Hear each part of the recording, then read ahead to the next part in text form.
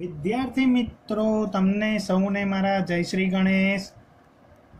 આજે આપણે chapter 3નો introduction ભણીશું, જ્યાં ચેપ્ટર 3નું નામ છે પ્રવાહ વિદ્યુત, ઇંગ્લિશમાં કહો તો કરંટ ઇલેક્ટ્રિસિટી. તમને એક પ્રશ્ન થાય, ચેપ્ટર 3નું નામ વિદ્યુત પ્રવાહ કેમ નથી, પ્રવાહ વિદ્યુત જ કેમ રાખ્યું? એનો જવાબ વિદ્યાર્થી મિત્રો હું આ ઇન્ટ્રોડક્શનના છેલ્લા ભાગમાં આપીશ, ધ્યાન રાખજો અને સમજજો. તો વિદ્યાર્થી મિત્રો, આજે આપણે પ્રસ્તાવના ભણીશું, ઇન્ટ્રોડક્શન ભણીશું, બરાબર. આજનો લેક્ચર એ ચેપ્ટર 3નો ઇન્ટ્રોડક્ટરી લેક્ચર થશે. તો વિદ્યાર્થી મિત્રો હું સ્ટાર્ટ કરું. ચેપ્ટર 1 અને ચેપ્ટર 2માં આપણે વિદ્યુત ભારો જે પણ ભણ્યા, વિદ્યુત ભારોની જે પણ ચર્ચા કરી, ત્યાં વિદ્યુત ભારો કેવા લેતા હતા? સ્થિર લેતા હતા. ત્યાં દરેક વિદ્યુત ભાર સ્થિર હતા. એટલા માટે વિદ્યાર્થી મિત્રો ચેપ્ટર 1 અને ચેપ્ટર 2 જે પણ આપણે ભણ્યા એને સ્થિત વિદ્યુત શાસ્ત્ર કહેવાય. ઇંગ્લિશમાં વિદ્યાર્થી મિત્રો એને ઇલેક્ટ્રોસ્ટેટિક્સ કહેવાય. તમને કોઈ પ્રશ્ન કરે કે તમારું ચેપ્ટર 1 અને ચેપ્ટર 2 શેના ઉપર છે, તો તમે કહી શકો એ ઇલેક્ટ્રોસ્ટેટિક પર છે અથવા તો સ્થિત વિદ્યુત શાસ્ત્ર પર છે. અને વિદ્યાર્થી મિત્રો ચેપ્ટર 3માં આપણે વિદ્યુત ભારને ઉર્જા આપીને ગતિ કરતા કરીશું. એટલે વિદ્યાર્થી મિત્રો ચેપ્ટર 3ની અંદર આપણે વિદ્યુત ભારને દોડતા કરીશું. વિદ્યુત ભાર એમને એમ તો દોડે જ નહીં, કંઈ ખાવાનું આપવું પડે, એટલે કે વિદ્યાર્થી મિત્રો ઉર્જા આપવી પડે, બરાબર વિદ્યાર્થી મિત્રો. તો વિદ્યાર્થી મિત્રો આવા ગતિ કરતા વિદ્યુત ભારો, ફરી બોલી દઉં, આવા ગતિ કરતા વિદ્યુત ભારો વિદ્યુત પ્રવાહનું નિર્માણ કરે છે. વિદ્યાર્થી મિત્રો જેમ કે પાણીનો એક એક અણુ જોઈએ, અણુઓ દરેક પાણીના એક એક અણુ જો એ દરેક અણુ સ્થિર હોય તો વિદ્યાર્થી મિત્રો એ પાણી સ્થિર કહેવાય. પરંતુ જો એ દરેક અણુને ગતિ કરાવવામાં આવે, એને પાછળથી દબાણ આપવામાં આવે વિદ્યાર્થી મિત્રો, કે પછી પંપ દ્વારા ખેંચવામાં આવે, તો એને પાણીનો પ્રવાહ કહેવાય. કારણ કે હવે પાણીનો અણુ ગતિ કરે છે.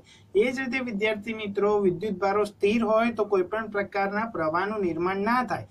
પરંતુ જો પાણીના અણુની જેમ વિદ્યુત ભારોને પણ ગતિ કરવામાં આવે, ગતિ કરાવવામાં આવે, બરાબર વિદ્યાર્થી મિત્રો, તો જેમ પાણીની અંદર પ્રવાહ બને એ જ રીતે વિદ્યુત ભારોની અંદર વિદ્યુત ભારો ભેગા થઈને એમની ગતિના લીધે વિદ્યુત પ્રવાહનું નિર્માણ કરે, બરાબર વિદ્યાર્થી મિત્રો. કુદરતમાં ઘણી બધી પરિસ્થિતિઓ છે જ્યાં આવા વિદ્યુત ભારોનું અસ્તિત્વ છે વિદ્યાર્થી મિત્રો. જેમ કે આકાશમાં ચોમાસા દરમિયાન વીજળી થવી, બરાબર વિદ્યાર્થી મિત્રો.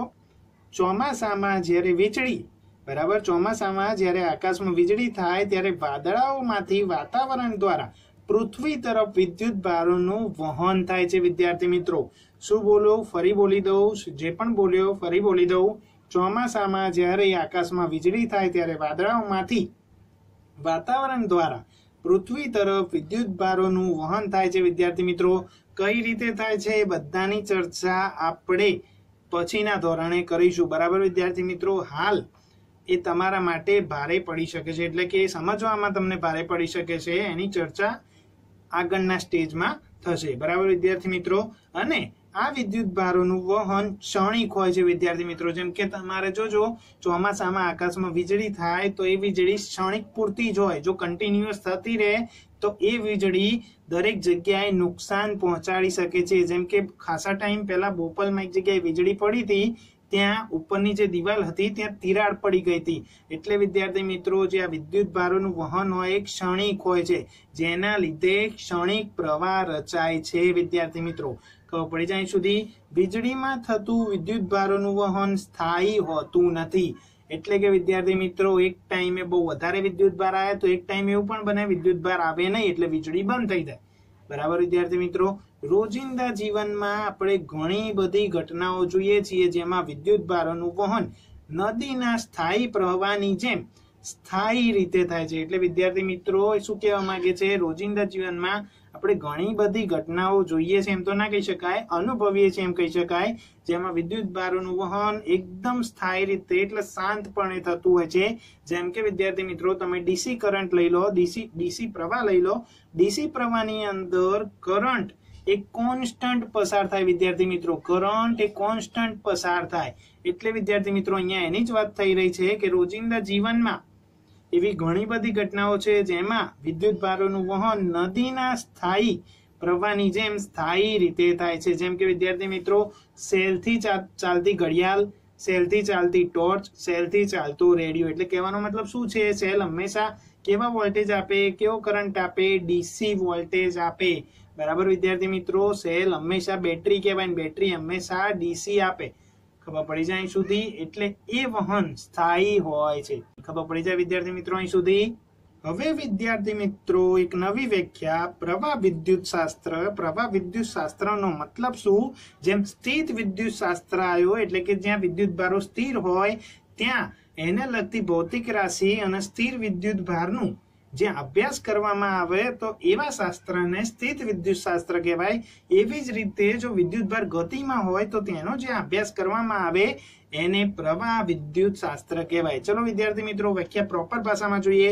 પ્રવાહ વિદ્યુત શાસ્ત્ર એટલે ગતિમાન વિદ્યુત ભારોને લીધે થતું વિદ્યુત પ્રવાહનું નિર્માણ અને વિદ્યુત વહન સાથે સંકળાયેલી અન્ય ભૌતિક રાશિઓ જે વિદ્યુત પ્રવાહ સાથે કે વિદ્યુત વહન સાથે સંકળાયેલી હોય, બરાબર, એના અભ્યાસને પ્રવાહ વિદ્યુત શાસ્ત્ર કહે છે. બરાબર વિદ્યાર્થી મિત્રો, ફરી બોલી દઉં.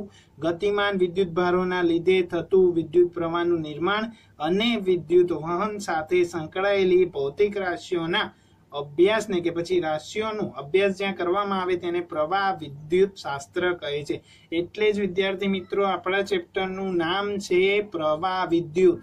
બરાબર, કારણ કે પ્રવાહ વિદ્યુત નો મતલબ શું? જ્યાં વિદ્યુત પ્રવાહનો અભ્યાસ તો કરવામાં આવે ને આવે જ, પરંતુ એની સાથે સંકળાયેલ બીજી અન્ય રાશિઓનો પણ અભ્યાસ કરવામાં આવે. જો ચેપ્ટરનું નામ વિદ્યાર્થી મિત્રો વિદ્યુત પ્રવાહ હોત તો એ ચેપ્ટર વિદ્યુત પ્રવાહ પૂરતું સીમિત થઈ જાત. પરંતુ પ્રવાહ વિદ્યુતનો મતલબ શું વિદ્યાર્થી મિત્રો? કે જેટલું પણ પ્રવાહ સાથે સંકળાયેલું હોય, એટલે કે પ્રવાહ તો પોતે જ, પરંતુ એની સાથે સંકળાયેલી અન્ય ભૌતિક રાશિઓ કે પછી અન્ય રાશિઓ પણ ભણવામાં આવે, સમજવામાં આવે, અભ્યાસ કરવામાં આવે, એને પ્રવાહ વિદ્યુત શાસ્ત્ર કહે છે. બરાબર વિદ્યાર્થી મિત્રો, તો આ તો આપણો ચેપ્ટર 3 પ્રવાહ વિદ્યુત, કરંટ, ઇલેક્ટ્રિસિટી નો ઇન્ટ્રોડક્ટરી લેક્ચર. ધન્યવાદ.